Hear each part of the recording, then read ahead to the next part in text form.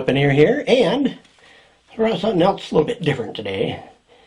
You may look at this and have an idea what it is. Well, this right here is the British Sterling submachine gun, and basically this right here is actually an L2A3. So the reason I'm bringing this up, you'll notice that if you take a good close look, you're going to be able to see a few things. Number one, there's no barrel in this. Absolutely no barrel, and basically it's just pushed together for now. The reason it's pushed together is basically I just received a receiver today, and these receivers I've been selling on the website. These receivers come from Wise Light Arms, and they're damn good receivers. These right here are what they call blems. As you can see, this is a blemish. There's really not much of any blemishes to them, but basically when they were manufacturing them, in 9mm and 7.62 by 25.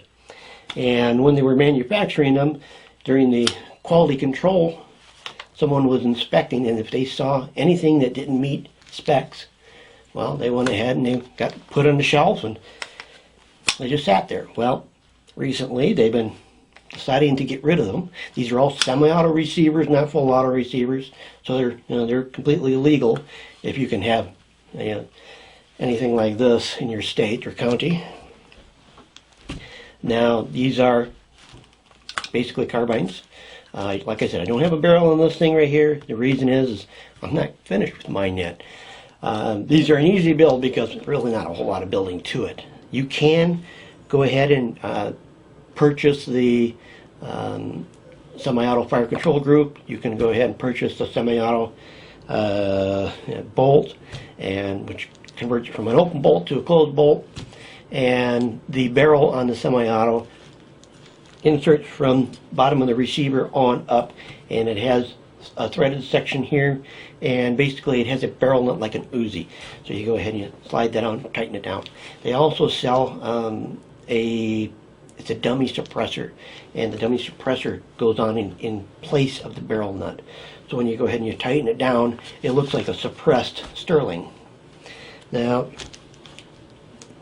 having all said that, and explaining why I've got this here, and if you take a look, you're going to see some minor differences and parts being missing. Otherwise, I'm going to have people going ahead and saying, well, that doesn't have this and that doesn't have that. Well, that's the reason. I'm not finished with it yet, and when I'm finished with it, it's going to be a semi-auto and not a full auto. Now, I'm using parts from a full auto demilled weapon, otherwise known just as a parts kit, and I just wanted to go ahead and go over a little the history, just a little bit of the history behind these. Now, I look at this, and this is basically, to me, it's a super Sten. It was originally produced from 1944. It was basically called a Patchet back then, and then they basically stopped producing them in 1988. Now, the first time I was able to see one of these was during the first Gulf War. First Gulf War, a lot of the British troops there had them. Now, they stopped producing them in '88, and basically were pulling them from troops by that time. But by 90, 91, they were still in the troops' hands, and like I said, during the Gulf War, there were troops still carrying them. Now, when we talked to the troops, because we were carrying 16s at the time, they basically hated the darn things. When we look at it and we think, it's pretty cool looking. Their complaint was this thing weighs a ton, and it is heavy. Any kind of submachine gun is always heavy.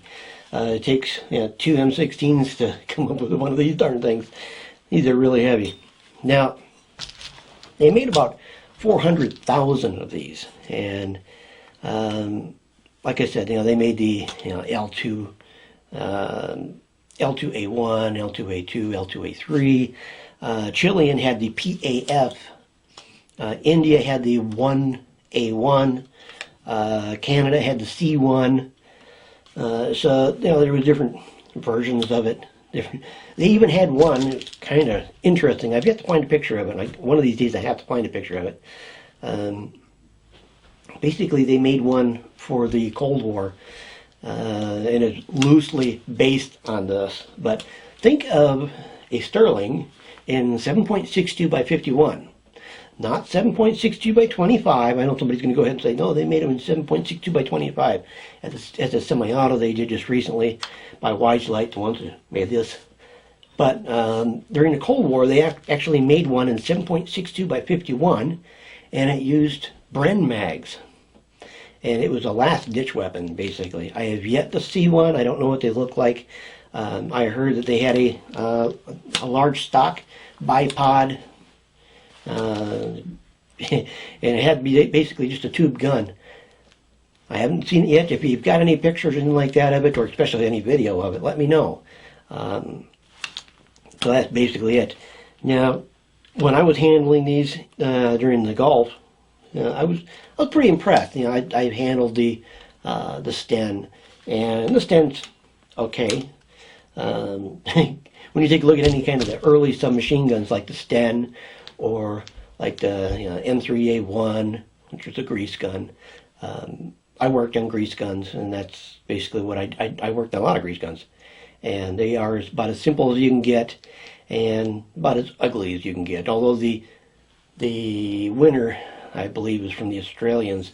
They had made the ugliest submachine guns that had ever seen action anywhere on the planet.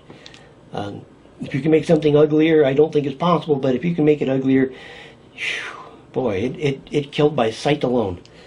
It really nasty looking. But these, the semi-autos, the British made a semi-automatic version of their select fire weapon. And basically, the semi-auto conversion is the same conversion that's still being used today. And those parts you can still find today. So you can basically take one of these receivers, drop in a semi-bolt, drop in a semi-fire control group, and take a couple of parts off of a parts kit, and mag catch, and a few other things. Put a long barrel on there, 16-inch barrel, and you'd have yourself a semi-auto. Doesn't take anything beyond that. And this right here does retain the collapsible stock. They can be a little bit cantankerous to go ahead and, because this right here is basically brand new and doesn't have any oil on it. As you can see, it just folds like that, and the rest of the stock just folds forward. And actually, I forgot I needed to. Come on, come on. Okay, there we go. I got to get some oil on here. It's really stiff, so. But as you can see, that's what it looks like. The original one basically looked identical to this. The barrel didn't really stick out very much. You had a little bit of a stub that came out of here, and it was more or less kind of a muzzle brake, kind of, in a very minor way. So basically, and if you take a look at this, you might notice something else that looks familiar. Look familiar at all? Well, if anybody have seen any of the Star Wars series, this is what the stormtroopers were carrying. So as you can see, where they got their ideas from. So there you go. This right here is the Sterling L2A3, and like I said, they were adopted. Well, they produced them 44 to 88, but they were adopted in 1951, and they replaced the Sten in 1953. So it took them a while, and they basically tested it for accuracy as being able to hit 5 rounds on a 1-foot square target at 100 yards or 100 meters. And that's basically how accurate. So, could it do 200 yards? Well, maybe. And it does have flip up and flip down sights, basically just identical to the AR-15. You just go ahead and you push her down and rotate it the other way, and the opposite way. And actually the front sight is almost identical to the M16 as well. So there might have been some influence one way or the other. So there you go. If you have any comments or questions on the Sterling or the semi-autos, or where to get the receivers or anything like that, feel free to let me know. Post in the comments below. I'm Weaponeer. Don't forget, rate and subscribe. I'll catch you in the next video.